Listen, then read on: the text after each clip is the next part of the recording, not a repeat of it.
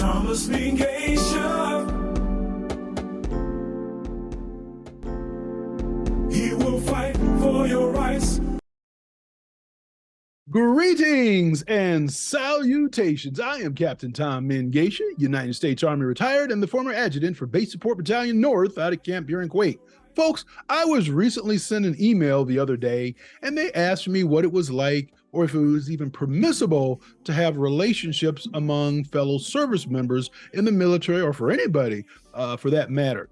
And what that made me realize is that there are not many topics out there or articles or videos that discuss the feasibility of relationships amongst military members and possibly having some issues that you may encounter dealing with military service members. So what I'd like to do is go ahead and talk about 13 challenges that one may need to consider, or even issues if you're going to have a relationship in the military with someone, and what you may soon expect. By the way, if you have not subscribed to my channel, go ahead and subscribe. I'm sure you will not be disappointed. So let's go ahead and dive right on in, and let's talk about relationship challenges, or non-challenges, depending how you look at it, for those serving in the military. Now, one of the biggest issues one may find is that there are frequent separations why military relationships are hard. And the root cause of all other challenges that follow are the frequent spells of separation that couples has to contend with. Now, be it deployment on a foreign soil or guarding a nation's borders in remote, inaccessible areas, your partner will spend a considerable amount of time away from home. Now, depending on the nature of their job, the separation can last anywhere from a few months to a couple of years. Even when you are together, the next prospective separation hangs like a sword over your relationship. I can tell you, when I served in the military, I had 2 combat tours that took me away from family and friends for in excess of 2 years, and that certainly can be challenging. Even if you have just a friend, you add a spouse to that and children, and you can see how that kind of amounts up. Now, how do you cope with that? Now, these spells of separation might be inevitable, but the toll it takes on a relationship doesn't have to be. Now, here are some ways you can make these periods of absence easier on your relationship. What you want to do is you want to make communication a priority. Talk to each other as often as possible. I remember when I was deployed and my first duty assignment was as Deputy Chief Theater for Rest and Recuperation for the Iraq-Afghanistan Theater of War Operations, and my director, if you will, I was his deputy, he would receive calls from his wife or call his wife every day. And she would also send letters and packages on a weekly basis. And they had what I saw was a remarkable marriage, friendship, and they certainly built on their strength of that relationship. Now, when your partner isn't available for a phone call, you should certainly send video calls or even, text messages. You want to share details of your day with them and listen to whatever they can share with you. Oftentimes, if you can kind of bring them in to your world, it can make it feel as though you are not alone. Sending care packages is a wonderful, wonderful thing that you can do for anyone that you know that is serving in the military. And by the way, if you're in a foreign country, send your spouse back a little care package of what you may experience. I know when I served in Korea, we would go to Itaewon and off of Osan Air Base, and you could find tailor-made suits. You can get tailor-made suits for like $50. Or nurse or bags or just any knickknacks or whatever, send those things back. You want to create rituals to keep hope alive in the relationship. Now, also too, you have to move a lot. That's another issue. Now, one of the military relationship rules that people live by is to be with the partner whenever circumstances allow it. Now, given how frequently people move from one area to another, this means adapting to a pack and move lifestyle, which is yet another challenge you have to navigate in the military relationships.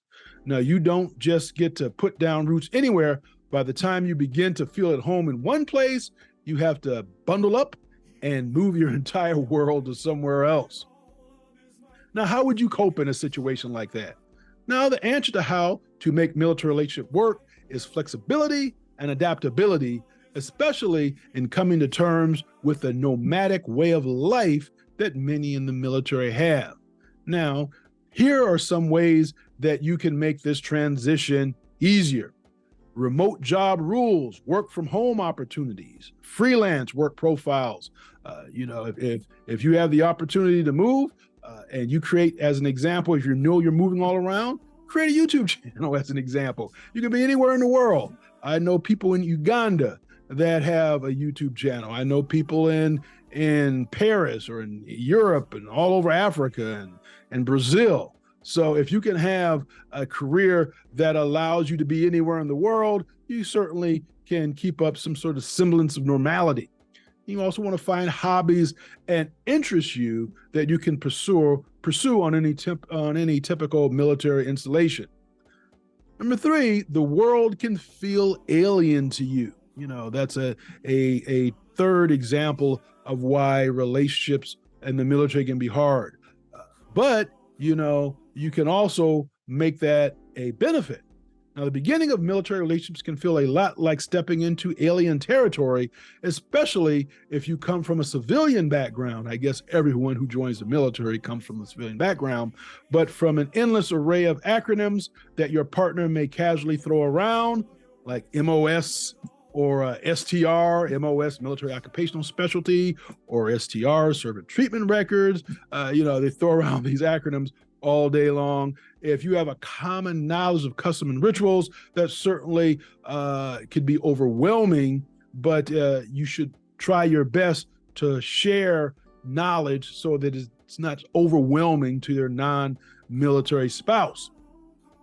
You want to make an effort to learn about the way of life. You should ask questions, but don't push them to share things that they aren't comfortable in talking about.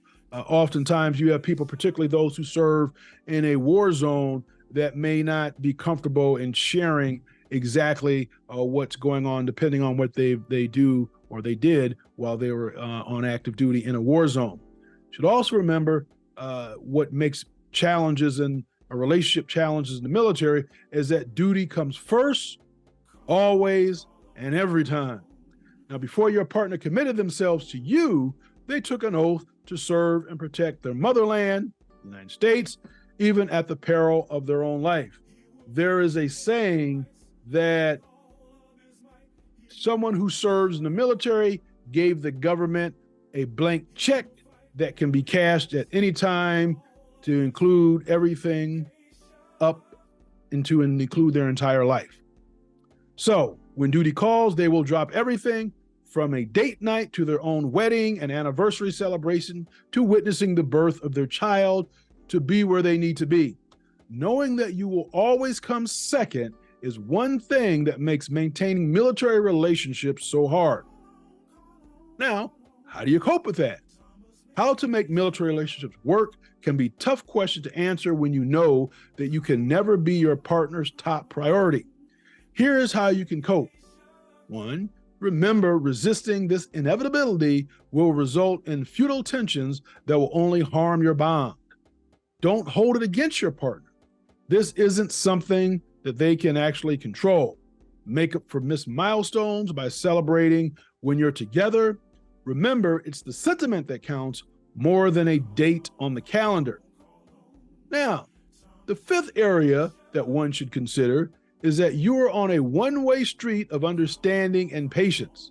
Call on, call on, call on. Thomas Mengesha.